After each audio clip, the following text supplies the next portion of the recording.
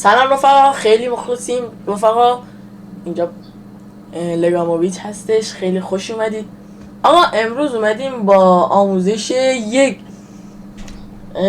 ربات تلگرامی. این ربات تلگرامی چی کار میکنه؟ ربات تلگرامی از دعوت از دوستان، تسک ها، پاداش روزانه به شما یک مبلغ دلاری یا تومانی رو به شما میده. حالا نگاه کنیم اینجا حساب چند تا گزینه داره: حساب کاربری، دعوت از دوستان، تسک ها، راهنما، برترین ها، پشتیبانی ها، بعد پاداش روزانه، برداشت موجود. از همین بالا میگیریم شروع میکنیم. حساب کاربری رو اگه بزنین اینجا مشخصات کاربری شما رو، یعنی مشخصات اکانت شما رو میده. شناسه کاربری این میشه، موجودی حسابم این میشه، موجودی شما بر حسب تومانم همین میشه. صفر مال من چون برداشت کردم. حالا طریقه برداشتم به شما میگم که چجوریه. موجودی قابل برداشت اینقدره، تعداد زیر مجموعه ها که دعوت از دوستان میشه همونه. بعد این از حساب کاربری. گزینه بعد دعوت از دوستان میزنید. اینجا یک چیزی به شما میگه، یک چی میگم بهش، بگین یه لینک دعوت به شما میده. یه لینک دعوت به شما میده، اشتراک گذاری لینک دعوت رو میذاره واسه هر کدوم از اعضا که دوست داشتین میفرستین و اگه اونا روی استارت بزنن و اون کارهایی که خود ربات بهشون میگه رو انجام بدن، $1 به شما میدن. اینا اینجا نوشته $1 پاداش دریافت خواهید. بعد یکی بعدی تسک ها رو میزنید اینجا. فالو کردن پیج اینستاگرام، ریاکشن زدن، مشاهده پست اینستاگرام.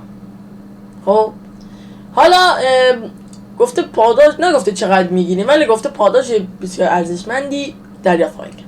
وقتی که اینا رو انجام بدین و اینجا بررسی رو بزنید چیز میشه، اون $1 که پاداش شما رو بهتون میده. اوکی، اینم از تسک ها. بعد اینا رو که یه نکته، اینا رو که انجام دادید دیگه نمیتونین انجام بدید، فقط همین ستایی، فقط دیگه دوباره نمیتونین انجام بدید. حالا پاداش روزانه رو که بزنید، گفته کاربر محمد امین عزیز، شما قبل پاداش روزانه خود رو دریافت کردید. شما 11 ساعت 20 دقیقه و 35 ثانیه دیگر دوباره میتونید شانس خود رو امتحان کنید. خب این یعنی چی؟ این یعنی هر 12 ساعت به شما همین یک پاداش روزانه میده. حالا باز اگه این بسته بود تا 12 ساعت نمیتونید از دعوت از دوستان بدین که خیلی خوب میشه. این راهنما هم که مهم نیست، برترین ها مهم نیست، پشتیبانی هم که مهم نیست. برداشت موجودی چجوری برداشت کن؟ برداشت موجودی رو میزنین انتخاب کن، برداشت دلاری، برداشت ریالی. دلاری رو من میزنم تون تتر رو میزنیم.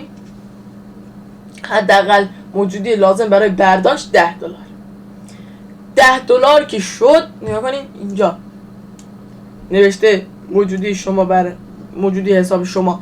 این اگه 10 شد یعنی میتونید بردارید. $10 کمتر نمیشه.